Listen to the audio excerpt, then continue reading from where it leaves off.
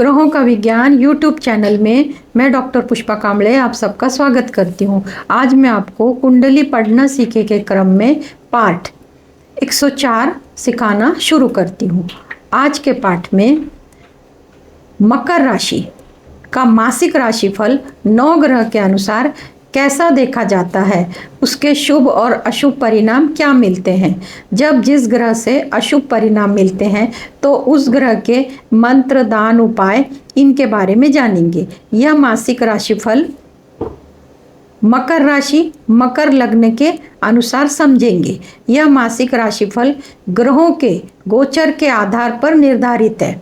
इसके जो शुभ और अशुभ फल होंगे वे व्यक्तिगत कुंडली में अशुभ ग्रह की महादशा, अंतर्दशा, प्रत्यंतरदशा चल रही होगी तो अशुभ फल अनुभव में आएंगे। उसी प्रकार व्यक्तिगत कुंडली के ग्रह और गोचर के ग्रह 6, 8, 12 का संबंध बनाते हैं तो ग्रह से संबंधित अशुभ फल अनुभव में आते हैं। इसके लिए उपाय मंत्र दान कर सकते हैं। यदि व्यक्तिगत कुंडली में शुभ ग्रह की महादशा, अंतर्दशा, प्रत्यंतरदशा चल रही होगी तो शुभ फल में वृद्धि होगी। जो ग्रह अशुभ फल दे रहा है उस ग्रह के मंत्र करके ग्रहों की ऊर्जा बढ़ा सकते हैं, उस ग्रह से संबंधित अनुकूल परिणाम पा सकते हैं।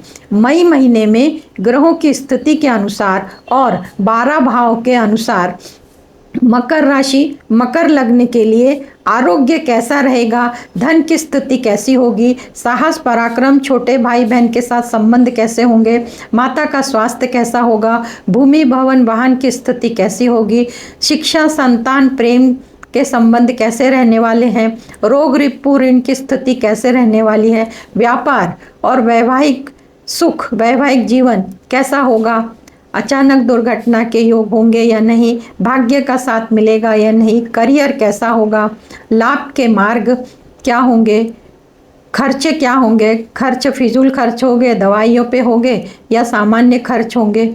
इन सभी प्रश्नों को ग्रहों और भावों के साथ ज्योतिष सूत्र लगाकर परिणाम जानते हैं।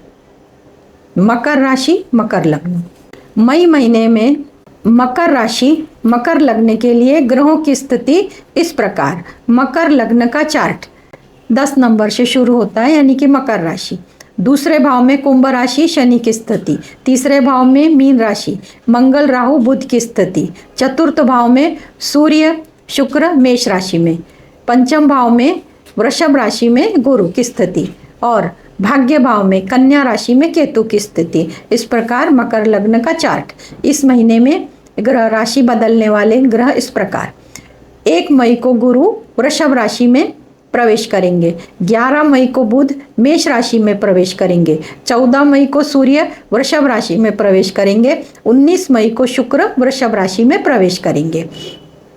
गुरु की 3 दृष्टियां हैं तो गुरु की स्थिति पंचम भाव में है, गुरु की स्थिति पंचम भाव में और वहाँ से गुरु की दृष्टि भाग्य भाव पर, लाभ भाव पर और लग्न भाव पर पड़ती है। शनि की स्थिति धन भाव में है और धन भाव से शनि की चतुर्थ भाव पे दृष्टि, अष्टम भाव पे दृष्टि और लाभ भाव पर दृष्टि होगी। मंगल की स्थिति पराक्रम भाव में है, पराक्रम भाव से मंगल की दृष्टि षष्ठ भाव पर, भाग्य भाव पर और दशम भाव पर पड़ेगी। इस महीने योग बनने वाले हैं। मंगल राहु से अंगारक योग बनेगा, बुध राहु से जड़ बुद्धि योग बनेंगे।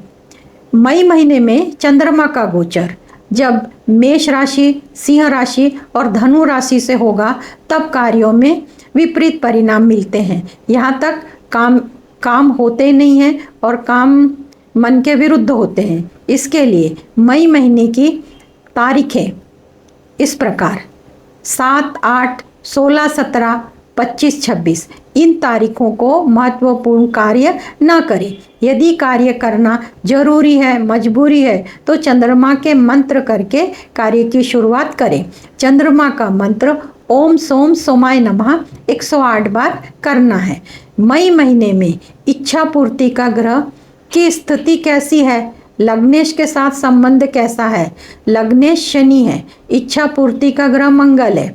मंगल और शनि 2-12 का यानी द्वितीय द्वादशेश का संबंध बनाते हैं। यह समय अच्छा नहीं है। इच्छा पूर्ति के लिए उपाय मंत्र करना चाहिए। शनि का मंत्र ओम शन शनिश्चराय नमः 108 बार और मंगल का मंत्र ओम भोम भोमाय नमः 108 बार। दोनों मंत्र रोज सुबह करना है।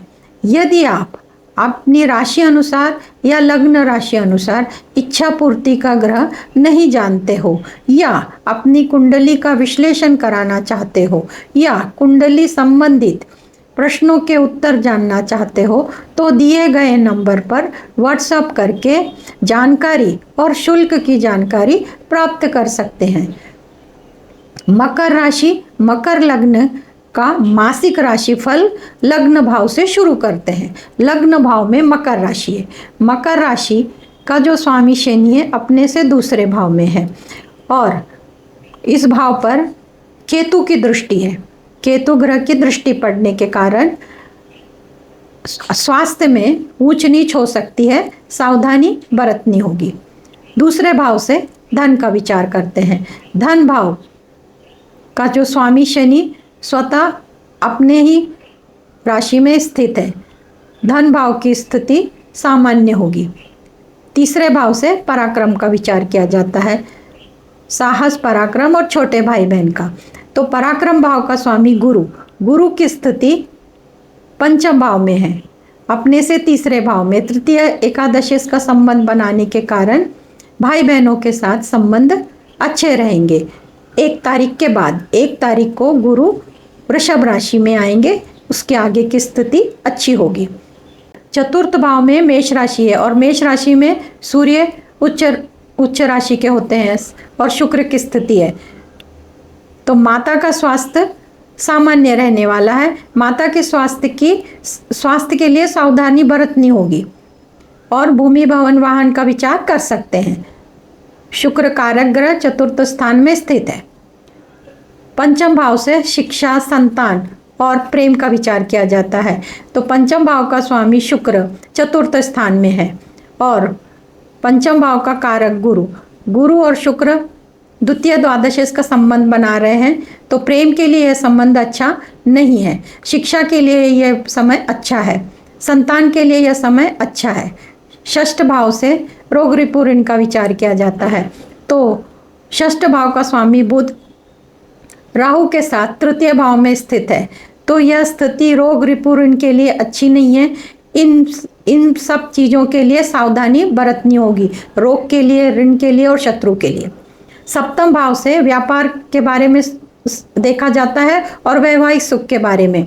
तो सप्तम भाव व्यापार का है। तो बुध अपने से 9 पंचम का योग बना रहा है।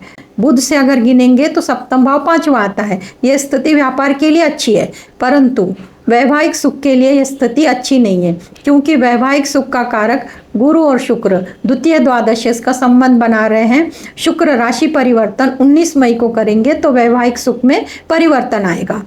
पर फिलहाल की जो अभी समय जो चल रहा है 19 मई तक का, तो वैवाहिक सुख में मतभेद हो सकते हैं। 19 मई के बाद वैवाहिक सुख में वृद्धि होगी। अष्टम भाव से खोज का विचार करते हैं, रहस्यमय पढ़ाई का विचार करते हैं, जैसे ज्योतिष शास्त्र और दुर्घटना का विचार करते हैं। तो अष्टम भाव का स्वामी सूर्य अपने उच्च राशि में है और अपने भाव से सूर्य से गिनेंगे तो अष्टम भाव 5वां आता है। तो स्थिति ठीक है, यह स्थिति सामान्य रहने वाली है, परंतु फिर भी शनि की 7वीं दृष्टि होने के कारण इसमें विलंब होने की संभावना है। भाग्य भाव में कन्या राशि है। कन्या राशि का स्वामी बुध अपने ही राशि को, उच्च राशि को देख रहा है, तो भाग्य का साथ मिलेगा और गुरु की 5वीं दृष्टि भाग्य भाव पर पड़ने के कारण उसमें वृद्धि होगी। दशम भाव करियर का है, कर्म का है। कर्म भाव का स्वामी शुक्र अपनी 7वीं दृष्टि से कर्म भाव को देख रहा है, तो कर्म में वृद्धि होगी और मन मुताबिक होगी। लाभ भाव का स्वामी मंगल अपने से 5वें भाव में बैठा है, अपने मित्र की राशि में, मीन राशि में मंगल की स्थिति है। लाभ मिलने के अनेक मार्ग बनेंगे, फिर भी राहु के साथ मंगल अंगारक योग बना रहे, भ्रम की स्थिति पैदा करेगा। सावधानी बरतनी होगी लाभ मिलने के मार्गों को लेकर। व्यय भाव में धनु राशि है। धनु राशि का स्वामी गुरु है। गुरु अपने से षष्ठ भाव में बैठा है। खर्चे बढ़ने की संभावना, खर्च बढ़ने के योग बनते हैं। खर्चों पर अंकुश लगाना, खर्चों पर खर्च कम करने या खर्च जो भी करते हैं उस पर सावधानी बरतने की जरूरत है। इस प्रकार पहले भाव से लेके 12 भाव तक मकर राशि का राशिफल बताया। आज के क्लास में इतना ही। धन्यवाद।